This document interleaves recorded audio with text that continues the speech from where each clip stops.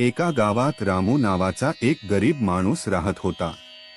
घरची परिस्थिती खूप वाईट होती. काम करूनही पैसे टिकत नव्हते.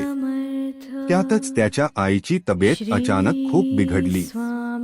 गावातील वैद्यांकडे उपचार केले, पण काहीच फरक पडत नव्हता.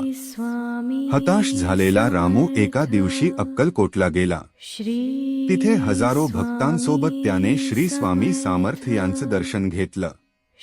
रामू स्वामींच्या चरणी बसला आणि रडत म्हणाला, स्वामी, माझ्याकडे आता काहीच उरलं नाही. आईला वाचवा. स्वामी काही क्षण शांत राहिले. मग त्यांनी जवळचा थोडासा अंगारा रामूच्या हातात ठेवला आणि म्हणाले, श्रद्धा ठेव, सर्व ठीक होईल.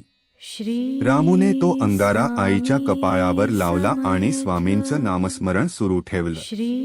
काही दिवसांतच आश्चर्यकारक बदल दिसू लागला.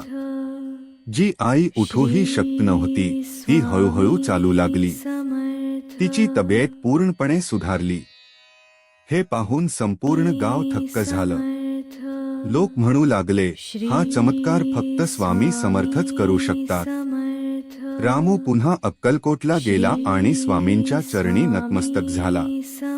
तेव्हा स्वामी फक्त एवढंच म्हणाले, चमत्कार माझा नाही, तुझ्या श्रद्धेचा आहे. त्या दिवसापासून रामूचं आयुष्य बदललं. त्याला समजलं की संकट कितीही मोठं असलं तरी विश्वास आणि भक्ती असेल तर स्वामी नेहमी आपल्या पाठीशी उभे असतात. आजही लाखो भक्त श्री स्वामी समर्थ यांच्यावर श्रद्धा ठेवतात आणि त्यांच्या एका वाक्यात शक्ती शोधतात. भिवू नकोस, मी तुझ्या पाठीशी आहे. असेच स्वामींचे चमत्कार आणि प्रेरणादायी कथा ऐकण्यासाठी हा चॅनल नक्की सबस्क्राईब करा. व्हिडिओला लाईक करा आणि आपल्या मित्रपरिवारासोबत शेअर करा.